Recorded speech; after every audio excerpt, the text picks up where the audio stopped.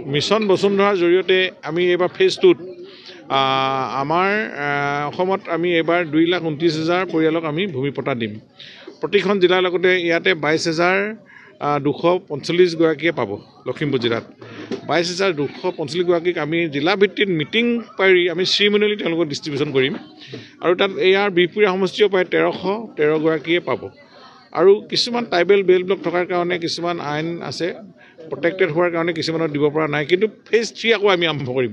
যিসকলৰ এতিয়া থাকি গ'ল আমি 13,39,000 আবেদন আহিছিলে, অৰ্থাৎ 13,39,000 মানুহৰ সমস্যা আছে ভূমি সংক্ৰান্তীয়। আমি ইয়াতে 2,29,000কে আমি ন্যায় দিব পাৰিলোঁ ফেজ 2ত।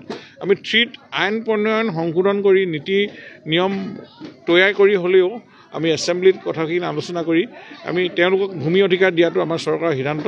জাতি মাটি ভেটি হ'ব লাগিব, ভেটি হ'লে মানুহৰ ঘৰ হ'ব, ঘৰ হ'লেহে তেওঁলোকৰ জাতি হ'ব।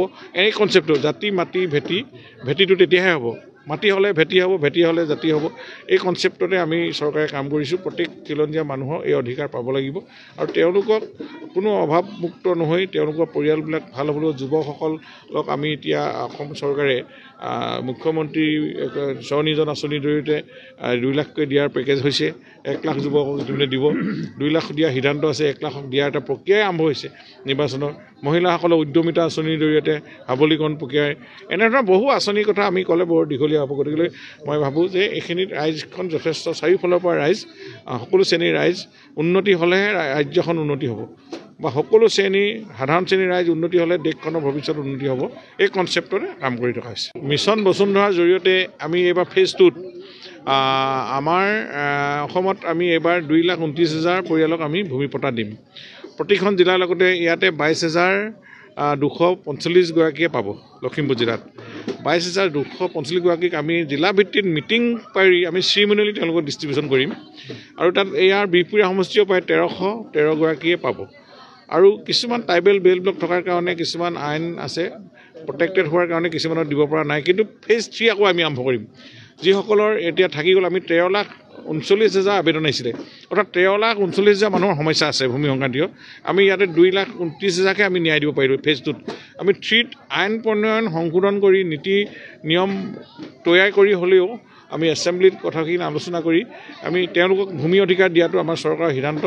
জাতি মাটি ভেটি হ'ব লাগিব, ভেটি হ'লে মানুহৰ ঘৰ হ'ব, ঘৰ হ'লেহে তেওঁলোকৰ জাতি হ'ব। এই কনচেপ্টটো জাতি মাটি ভেটিটো তেতিয়াহে হ'ব, মাটি হ'লে ভেটি হ'ব, ভেটি হ'লে জাতি হ'ব।